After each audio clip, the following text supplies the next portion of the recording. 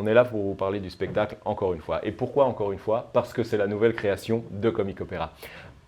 Encore une fois est un spectacle qui met en scène la 1000e représentation d'une opérette filmée en direct et projetée dans les cinémas du monde entier, avec des images de coulisses, des interviews, des portraits des chanteurs. Oui, attention, hein. C'est pas une vraie retransmission. Non, non, non, non, on fait semblant. On fait semblant que le public est là, assis devant un écran et il assiste à une représentation filmée en direct. Oui, il faut bien préciser, c'est un spectacle drôle. Drôle, mais engagé, attention. Avec 4 chanteurs d'opéra. Un comédien.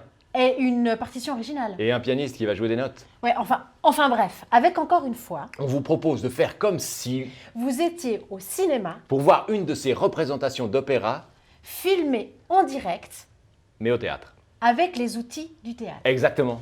C'est ça qui est fou, c'est que c'est une création complète, musique, texte, danse. Bon, là, on n'est pas encore au point, mais quand même. Et tout ça, c'est une performance parce qu'on va tout ça faire en live, comme ça, sur le public ici, là, pas sur le public, hein, sur la scène. Devant le public. Devant le public. Voilà. Hein, et le public pense qu'il regarde un écran, mais en fait, non. Voilà. Et pour encore une fois, on travaille avec Robert Sando. Hein, je ne sais pas qui c'est. Un metteur en scène avec lequel on a metteur en scène, excellent metteur en scène. Et en plus, c'est lui qui écrit le livret. Mais ça, c'est hyper important. Bah, disons, le rôle de Davidé, c'est un petit peu le rôle, pas dire le rôle central, sûrement pas, parce que je ne suis pas du style à dire que c'est le rôle central. Non, mais c'est le rôle d'un artiste, c'est le rôle d'un être humain. Alors en fait, non, ce n'est pas l'opéra dans tous ses états, ce n'est pas Figaro, ce n'est pas Looping, non. Encore une fois, est une création originale et cette fois-ci, on est avec 2 autres chanteurs d'opéra. Donc du coup, Davidé n'a pas autant de place qu'avant. Mais il saura partager la scène avec d'autres comédiens et chanteurs excellents.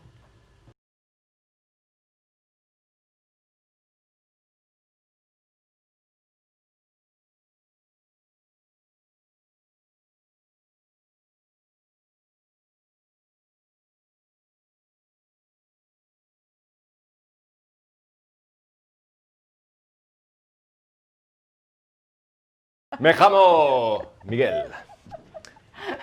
Hello, my name is David. I'm here to speak about a new creation. One more time. One more time. C'était une chanson. Et... Pourquoi tu as couru? Reviens ici, Mathéo.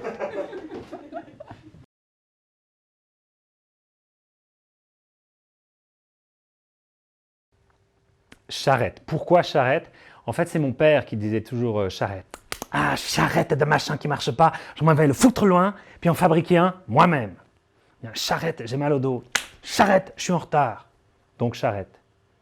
À ne pas confondre avec oh putain, je suis charrette. Je dis pas putain parce que c'est mal. Je la reprends, d'accord? Pas dire putain, on fait une présentation, on fait du théâtre. Merde, merde!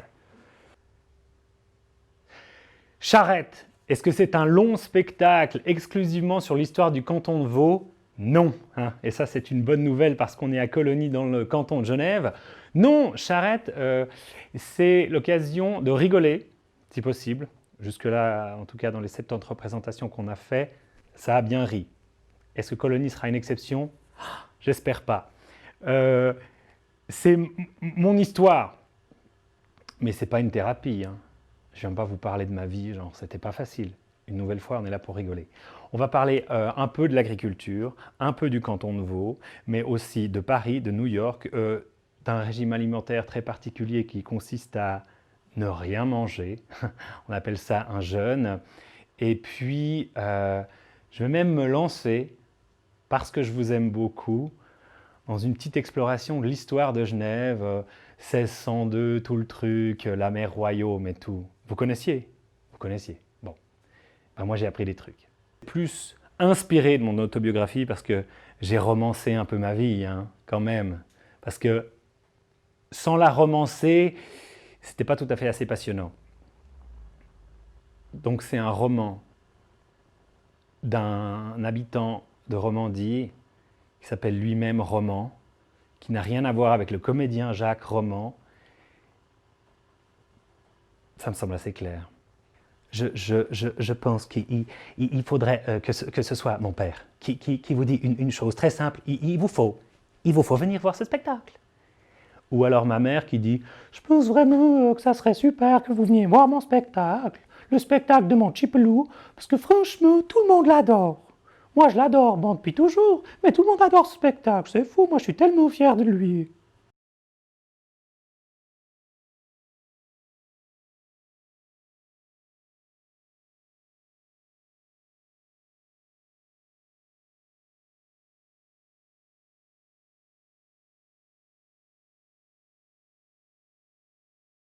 Je fais le décompte pour bientôt, comme ça on sait si je fais la 100e ici, mais je suis pratiquement sûr que la 100e sera là.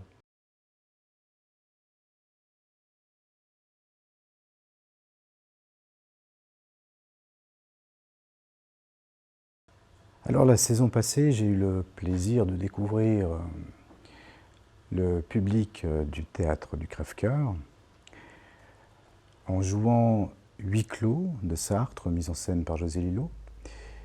Et exactement une année plus tard, eh bien, j'ai l'opportunité de présenter une pièce d'Harold Pinter, Trahison. Alors Harold Pinter est considéré comme une des figures des plus illustres du théâtre anglais, prix Nobel de littérature en 2005. Son écriture, ses pièces sont généralement imprégnées d'une atmosphère insolite. Alors en ce qui concerne Trahison, Pinter aborde un sujet vieux comme le monde, l'adultère bourgeois.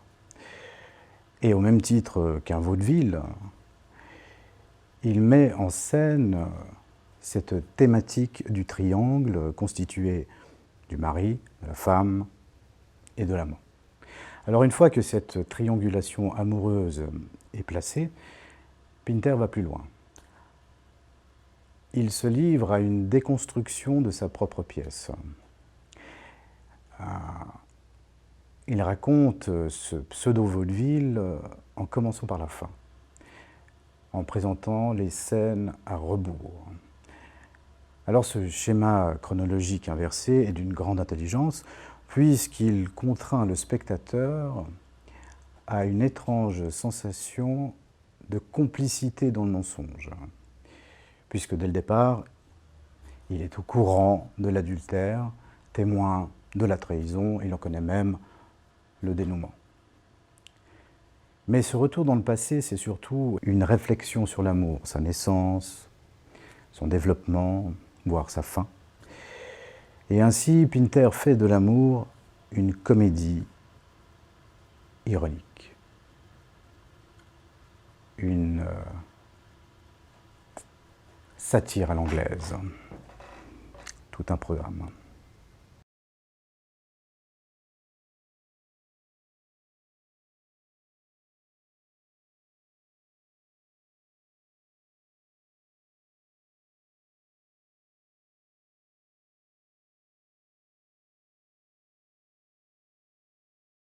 Vous avez compris quelque chose? Ah oui, parce que j'ai lu le dossier. Ah, ça aide. Ok. Ah, c'était... Forcément, il faut se mettre dans le coup, hein.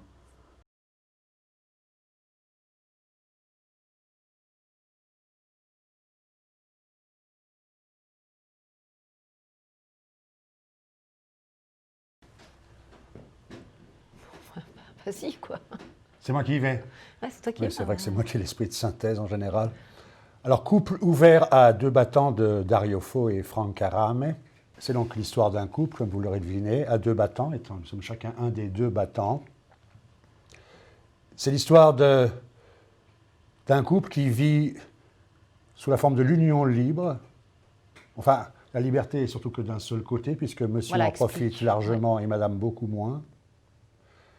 Et elle décide qu'un jour ça suffit et qu'à présent c'est elle-même qui vivra cette union dans la plus totale liberté. Seulement voilà, entre les mots et la réalité, il y a comme un hiatus, un écart. Difficile pour elle de franchir le pas. Bon, je suis pas une faible hein, quand même, hein, parce que là, il a l'air de me présenter comme si j'étais la femme soumise, que lui il a toute la liberté et que moi, finalement, même si je veux essayer, ben, j'y arriverai pas. Non, quand même. C'est quoi pour toi l'amour libre? Pour moi, l'amour libre, c'est Ouais. de pouvoir faire ce que je veux quand j'en ai envie et que toi, tu t'en abstiennes. D'accord. Donc c'est tout, quoi. Ce que je veux, quand je veux, c'est tout. À peu près ça, oui. Ouais. Oui. Enfin, rien ne t'empêche d'essayer quand même, mais bon. Je peux faire pareil? Oui, je sais que tu n'oseras pas. Bah écoute, est-ce qu'on va voir? Quand même, t'es culotté, hein, j'oserais pas. J'ai confiance. Moi pas. Bien, ben, nous verrons. Ça découle vraiment de la tradition du théâtre italien, Complètement. de la commedia dell'arte, avec un rapport au public direct. Ouais. Théâtre de tréteau, théâtre à ciel ouvert, théâtre public, théâtre de rue. Ouais. Et on est à mi-chemin entre le vaudeville à la française et ce théâtre, la commedia dell'arte, vraiment. C'est un croisement entre les deux cultures, entre le théâtre bien français et le théâtre italien. Ouais. En ce sens-là, c'est assez idéal de jouer par ici, avec des acteurs tels que nous sommes.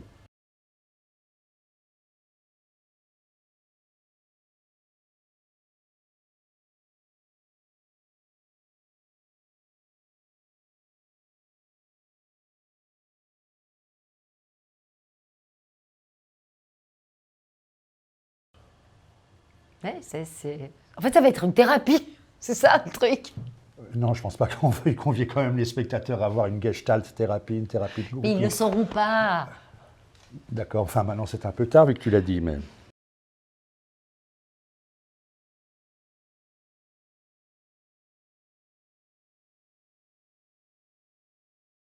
Rémi Devos, c'est donc l'auteur, c'est la troisième fois que je travaille avec lui, écrit spécialement pour le Crève-Cœur, pour le public du Crève-Cœur, cette histoire d'intimité qui sera probablement, d'après ses dires, très drôle, comme toujours. Et bon, c'est l'occasion pour moi, en fait, de retrouver cette écriture où souvent, enfin c'est ce que je sens, Rémi a un don pour dépeindre en fait le monde, alors nos intimités en l'occurrence ici, mais aussi les grands traits de l'humanité, la société en quelque sorte, et de dépeindre ça avec une telle précision que ça en devient drôle. On a affaire vraiment au comique d'observation et au comique de situation. Et j'ai très envie de voir arriver la pièce parce que pour une fois, on commence à entrer dans la partie autobiographique chez Rémi. C'est un texte qui, je crois, le touche beaucoup. Et moi, ça me plaît parce que comme troisième étape en fait, de relation avec un auteur, ben, je trouve très intéressant, depuis l'intime, d'arriver à parler du monde. Et Rémi, si je pense donc qu'il est appelé à devenir un classique, en tout cas pour certains de ses textes, c'est qu'il a cette capacité de dialogue. C'est un dialoguiste né, quoi. Mais moi, je le mets au niveau d'un Audiard ou des films de Blier. C'est-à-dire qu'on est vraiment dans la culture d'un Blier ou d'un Audiard, avec des dialogues succulents et en même temps qui ont cette part de poésie de la vie. Très sincèrement, ce qui me réjouit beaucoup, effectivement, c'est les dimensions du crève-cœur. J'ai rarement pu travailler dans cette intimité. J'apprécie énormément les grands espaces, mais ici c'est une très grande petite salle. Donc à mon sens, il y aura moyen de trouver vraiment le bon rapport festif, heureux, de partage en fait de conscience sur la vie et je sais pas, qu'on passe un moment avec les personnes qui viennent au Crève-Cœur, un moment de fête où on célèbre l'humain.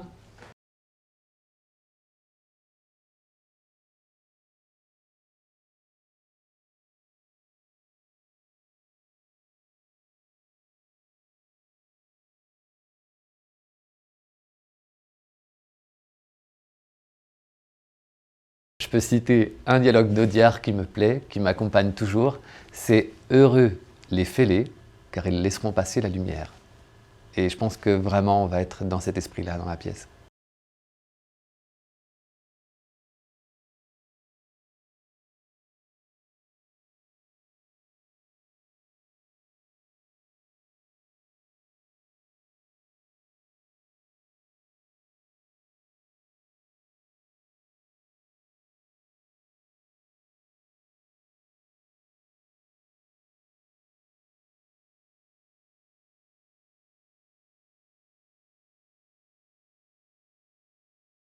Donc l'idée, c'est de se retrouver tous ensemble ici, certains dimanches de la saison, 3 dimanches précisément de la saison, pour rencontrer un metteur en scène, une personne active dans ce théâtre, et puis le connaître un petit peu mieux. Parce que ce qui est intéressant, souvent, c'est d'aller creuser derrière, d'aller chercher par la bande, dans le parcours de ces personnes, pour voir ce qui les a menés là.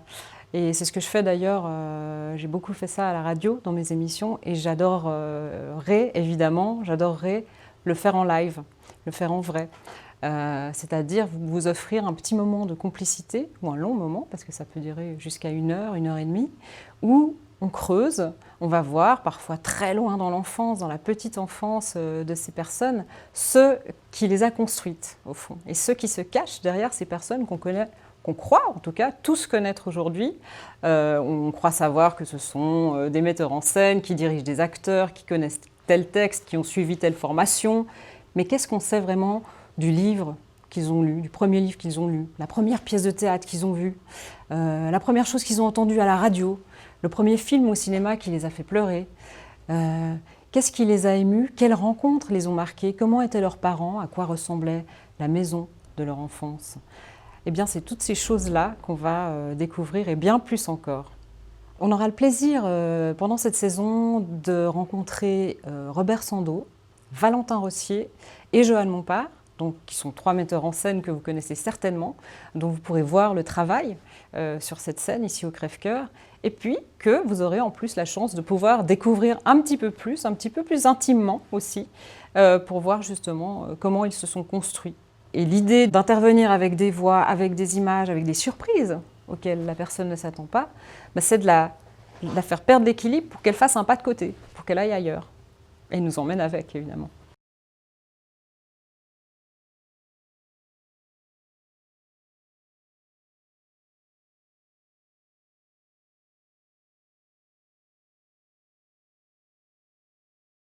Donc on pourra montrer des images et faire entendre des voix, surtout qui parfois provoquent une émotion inattendue. En fait, la voix, c'est quelque chose de très spécial qui va droit au cœur.